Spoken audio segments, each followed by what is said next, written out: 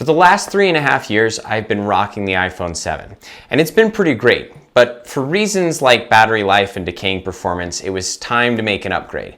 And since I had switched to Windows as my main operating system, I thought I'd give Samsung a try with the top of the line S21 Ultra.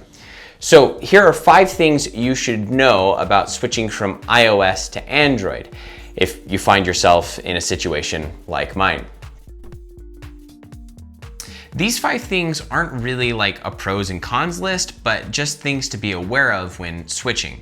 I realized that a huge part of figuring out what's best for you is circumstantial and preferential, so it doesn't seem right to me to tell you like what's right and wrong when it comes to a phone. I think that's weird, but hopefully these 5 things help. So let's start off with number 1, and that is the size. Going from an iPhone 7 to an S21 Ultra is kind of insane.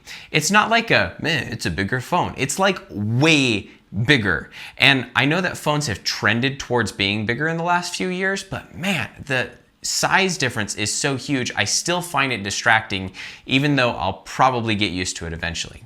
Now, the reason I got the S21 Ultra is because of the Snapdragon 888 processor and the 12 gigabytes of RAM. I'm really interested in Samsung DeX and figuring out how far I can push a Galaxy phone. So if it weren't for that, I'd probably just go with a regular S21 or maybe find something even smaller if I can. Anyway, the main takeaway is that the size and feel of the phone can vary when you're switching. So that might be something that, takes some time to get used to. All right, number 2 is the fact that there is no unified app set.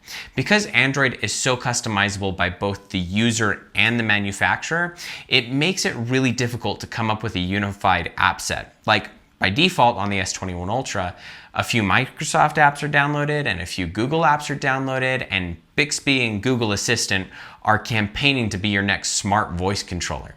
It seems really disconnected to me, and maybe that's just because I really liked the default Mac apps like Notes and FaceTime and Photos.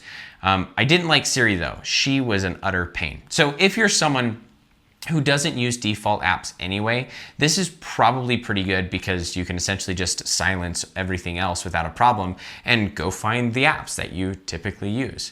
It does kind of bother me though that there isn't some kind of better ecosystem with Samsung, or maybe there is and I'm just not aware of it yet, but the whole no default app thing might take some getting used to.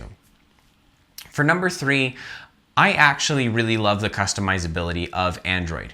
You can put any app anywhere and any widget anywhere, and you can resize the widgets too. And I think that's pretty cool. But there's more. I'm a buttons guy, so I don't like using swipe gestures on gargantuan sized phones. So in the settings app, you can set your screen to have buttons by default. And I think that's really dope. And then there's also Face ID, Touch ID, and pin protection, which basically means that if you own the phone and you pick it up, it's going to get unlocked, which makes security in that sense also highly personalized. You also have different themes and icon packages, which is pretty cool, and I really like those because, let's face it, the Android app default icons are pretty lame. In number 4, we have the camera bump. This is really big on the S21 Ultra, and I cannot for the life of me figure out why camera bumps are even a thing. Back before the iPhone 6, they didn't exist. Cameras were just built into your phone, and in an effort to make everything slimmer and more compact, the phones have camera bumps now, which doesn't make sense to me either because everyone ends up putting a case on there in order to make their phone lie flat, which defeats the whole point of making the thing thinner in the first place.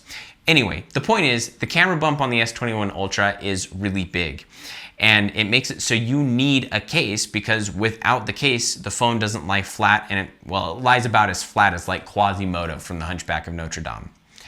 And lastly, for number 5, we have the display. Now, let's be clear. I think the colors on iPhones are better than on the Samsung, but the faster refresh rate and the higher resolution is pretty cool on the S21 Ultra. It's really satisfying to look at, and I find myself with a case of shiny object syndrome where I just really want to swipe up and down and, just go crazy with it, So that's something to consider as well, is that the quality of your display isn't locked with Samsung. And there you have it.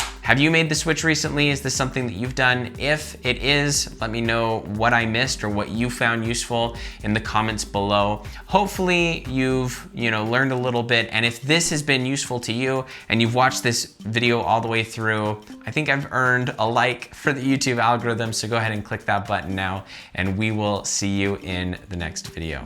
Thanks so much.